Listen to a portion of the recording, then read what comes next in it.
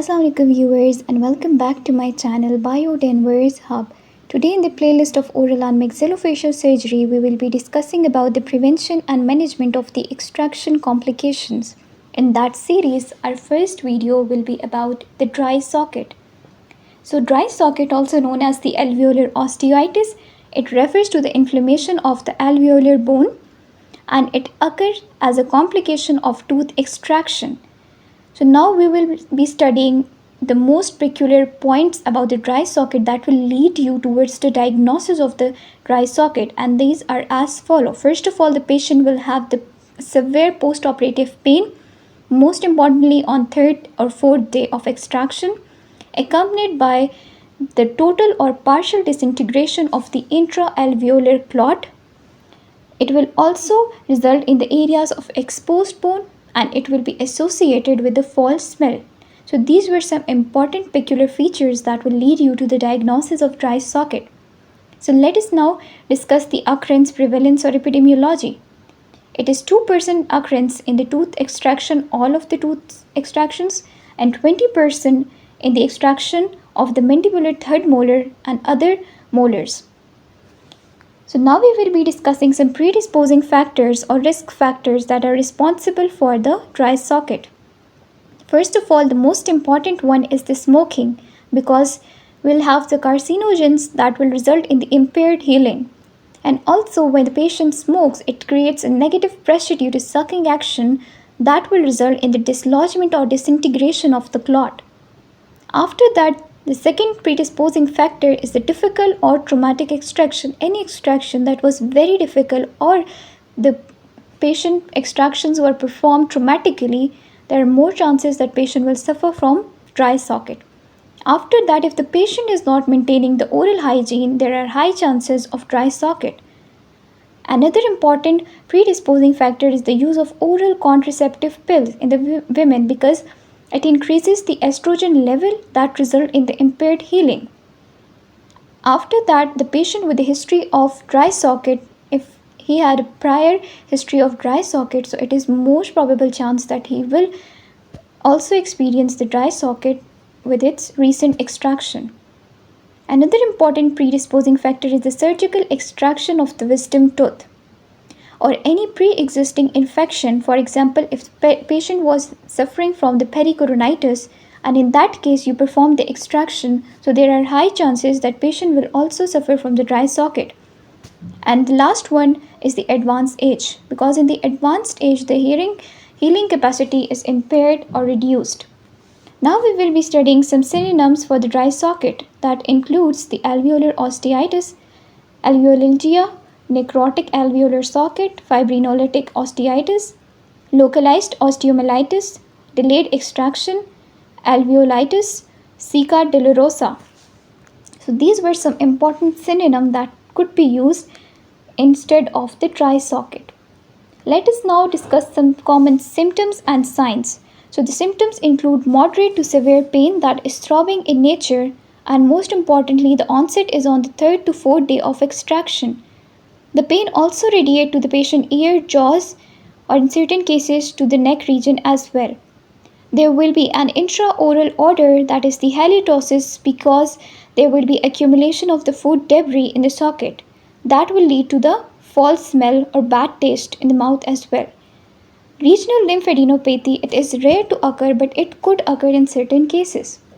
Now let us discuss some important signs. So first of all, the socket will be empty, will have the partially or totally disintegrated clot, exposed bone will be seen, and it will be very sensitive to touch. After that, we would have the inflammation of soft tissue around it, and we will be seeing some food debris entrapped into the socket. So these were some important signs and symptoms of the dry socket. So let us now discuss the causes or etiology of the dry socket, as the cause is not fully known, but there are two theories regarding its etiopathogenesis. The first theory is the Brin's fibrinolytic theory, which is the most accepted one. And according to that theory, he observed the increased level of plasmin and increased fibrinolytic activity in the alveolar bone lining the dry socket lesion.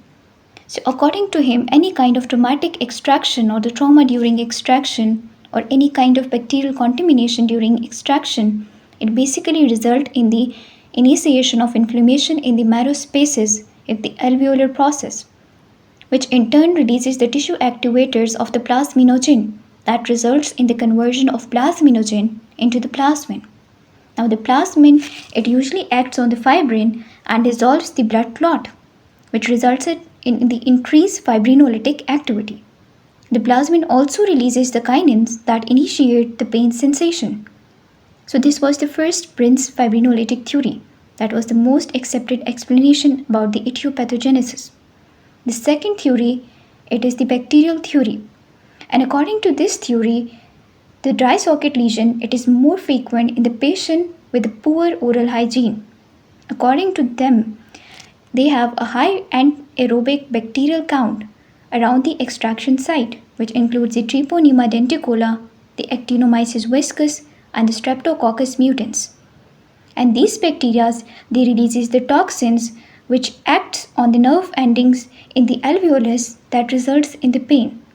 And these toxins, they also initiate the inflammatory processes in the marrow spaces, which in turn results in the fibrinolytic activity being increased due to the release of tissue activators of the plasminogen that converts the plasminogen into the plasmin, and in turn which plasmin acts on the fibrin and dissolves the blood clot.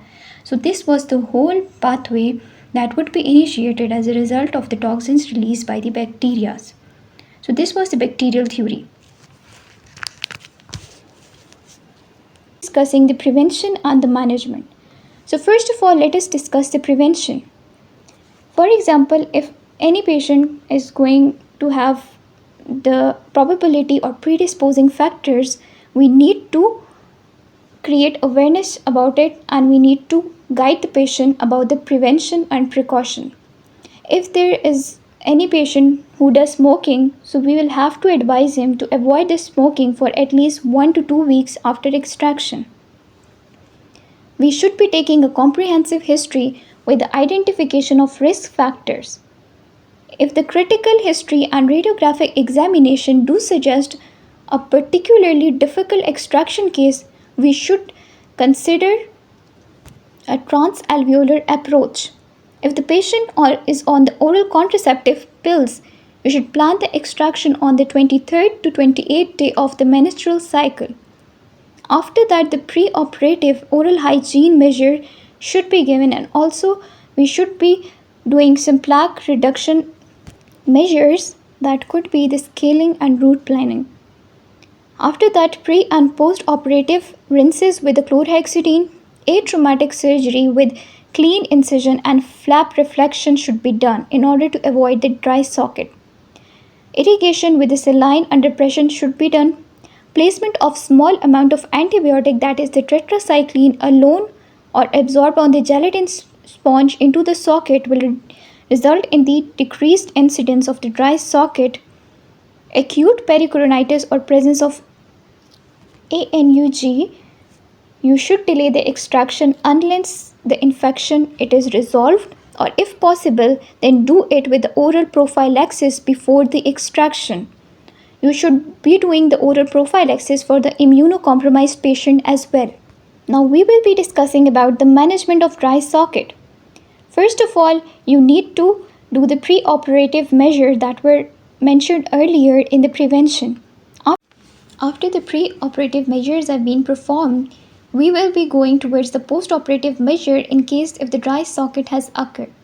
In that regard, we will have two interventions approaches. First is the pharmacological intervention and second one is the surgical intervention.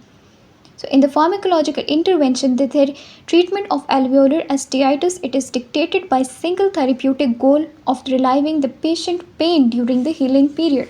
In that regard, first of all, you need to irrigate the socket with the irrigants, that is the saline or chlorhexidine or any other kind of antiseptic. After that, you need to prescribe some antibacterials as well. As you have irrigated the socket, you should be suctioned off all of the excess saline, and after that you should be placing an obtudent dressing. For that, a small strip of iodoform soaked in or coated with the medication is inserted into the socket with small tag of the gauze that is trailing out of the wound. and composition of that medicated or obtudent dressing, that is also known as the alveolar gel, includes obtudant, that is the eugenol, the anesthetic, that is the benzocaine, and balsam of Peru, that acts as a vehicle.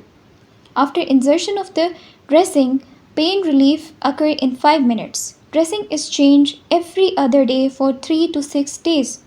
Once the pain decreases, stop replacing the dressing, as it will act as a foreign body and further will initiate the inflammatory response. The third important approach under the pharmacological intervention is the antifibrinolytics. You need to prescribe that as well because the clot was dislodged, so you need to be prescribing the antifibrinolytics, that is the tranexamic acid or aminocapronic acid. You can also give some clot stabilizing agents, and NSAIDs can also be prescribed for the pain control or inflammation control. Now we will be discussing about the surgical intervention. You will be going to give the patient the block anesthesia. The sharp margins should be trimmed and it should be rounded of the alveolar socket. Any foreign body that was present should be thoroughly removed from the socket. Any detached gingival margin should also be scraped out, and desired medication as well as the precaution it should be followed. The dry socket occurrence, it is most common in the mandible because mandibular bone, it is very dense. It has a poor blood supply as compared to the maxilla, that is porous bone, and also food debris tends to gather more in the lower socket than the upper one. So these were some important reasons for most common occurrence of the dry socket in the mandible. So this was all about the dry socket.